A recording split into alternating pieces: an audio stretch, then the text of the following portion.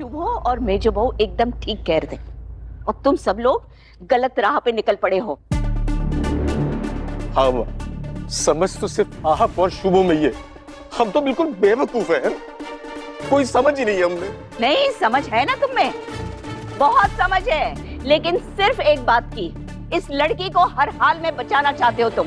घर में फिर से एक ही विवाद है झनक को लेकर और दादी सबको डांट लगा रही है कि उन लोगों को नहीं बचाना चाहिए उसे जिसने गुनाह किया है। अर्शी को जलाया है झनक ने। ये लक्ष्मी का रूप नहीं है। जिस दिन से ये लड़की इस घर में आई है ना, परिवार में कोई ना कोई हादसा, कुछ ना कुछ बुरा हो ही रहा है। और ये सब सुनकर झनक को तो क्या सभी को बुरा लगता है कि आज दादी भी ऐसा कह रही है। और अब बाबलू बोलता है, हमारे साथ क्या बुरा हुआ है माँ, बताइए ना।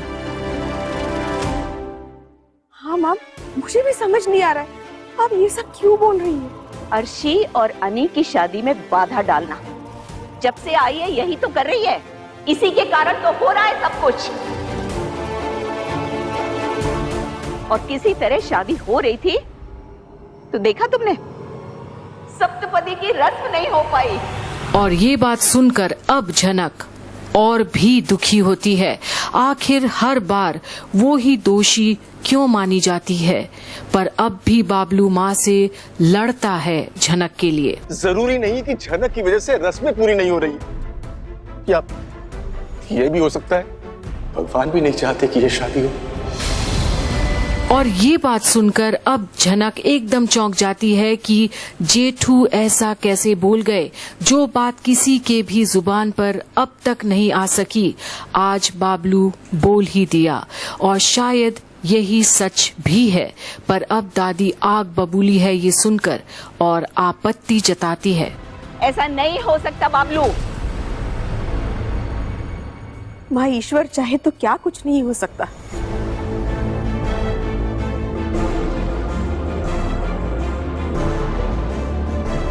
और झनक में इतनी ताकत नहीं है कि वो उनके फैसलों के खिलाफ जा सके। और पहली बार ऐसी बातें सुनकर अब झनक एकदम से सहम जाती है कि क्या ये वाकई में सच हो सकता है। कुछ भी कीजिए लेकिन मेरी बेटी को अपने पैरों पर खड़ा होना ही होगा। वो उसका डांस है, उसका करियर पूरा खराब हो जाएगा। सृष्टि जी, संभालिए अपने आप को। डॉक्टर, हमें आप पे बहुत भरोसा है, आपके बारे में बहुत सुना है। मेरी आपसे रिक्वेस्ट है, आप प्लीज हमारी अर्शी को ठीक कर दीजिए। Don't worry, I'll try my level best. Please try your best doctor. मेरी बेटी सीधा शादी की पीढ़ी से यहाँ आई है, उसकी शादी भी नहीं हो पाई। देखिए, पहले उनका ट्रीटमेंट हो जाने दीजिए। ये शादी की रस्में कब और कैसे होंगी इसके बारे में बाद में सोचेंगे। अगर किसी इन्फेक्शन की वजह से उनकी जान चली गई तो क्या आप ये शादी की रस्में पूरी कर पाएंगे? और डॉक्टर की ये बात सुनकर अब सभी डर से जाते हैं कि कहीं ये तो सच कभी भी ना हो कि अर्शी की जान ही चले जाए। अभी सिर्फ और सिर्फ उनके इलाज के बारे में सोचिए। नहीं डॉक्टर साहब, जैसा आप कहते हैं हम वैसा ही करेंगे। तो सब मेरी अर्शी को बचा लीजिए कैसे भी करके, प्लीज।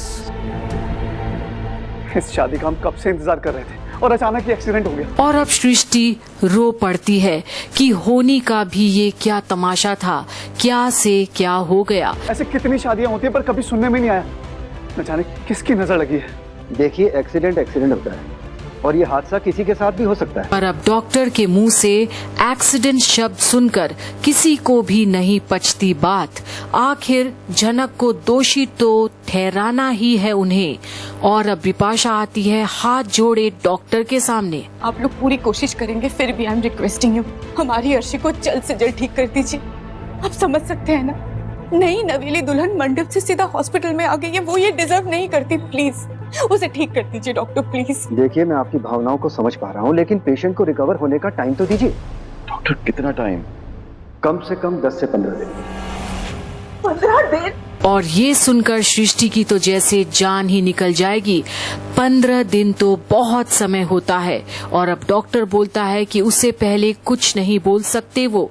और आगे और डॉक्टर बोलते हैं, इससे ज्यादा दिन भी लग सकते हैं। डॉक्टर साहब, अपनी तरफ से पूरी कोशिश करिए उसे बचाने के लिए। We are okay with it. Now you please relax. Let me go for the checkup. और ये समय पूरा परिवार के लिए बहुत ही दुखदायी है। पर ये सब में आखिर गलती किसकी थी? आग आखिर किसने लगाई थी? पर वहीं घर पर दादी अब भी सबको समझा रही है। इसकी बात नहीं है माँ, अब समझती क्यों नहीं है? जनक माँ, तुम ऊपर जाओ, बहुत कुछ सुन लिया तुमने आज, उस घर में भी और अब यहाँ पे भी। और बाबलू की इन बातों से अब दादी एकदम गुस्सा में है कि आखिर इतनी हिम्मत कहाँ से आ गई आज सब में। पर अब झनक बोलती है, शायद यही मेरी किस्मत है।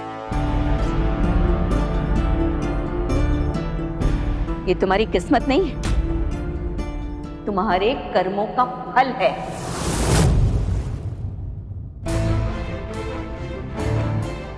जनक, जाओ बेटा, अपने कमरे में जाओ, बहुत रात हो चुकी है। यही खड़ी रहोगी तो यही सब बार बार सुनना पड़ेगा। जाओ। मैंने कहा ना कि सच एक दिन जरूर सामने आएगा। एक दिन जरूर साबित होगा कि तुमने कुछ नहीं किया है। जिस तरह सृष्टि जी ने झनक को देखा ना अर्शी को जलाते हुए, ठीक उसी तरह किसी और ने देखा कोई झनक को जलाना चाहता था। और अब ये सुन के पासा पलट गया हो जैसे छोटौन की बातों से कि आखिर झनक को जलाते हुए किसने देखा था। और ये बात दादी को परे लगती है सबसे, और सब छोटौन को देखते हैं कि ये क्या बोल रहा है वो। और अब दादी पूछती है, किसने देखा? माँ, वक्त आने का इंतजार कीजिए, सब कुछ पता चल जाएगा। पर छोटौन की ये बातें पहेली सी लगती है सबको।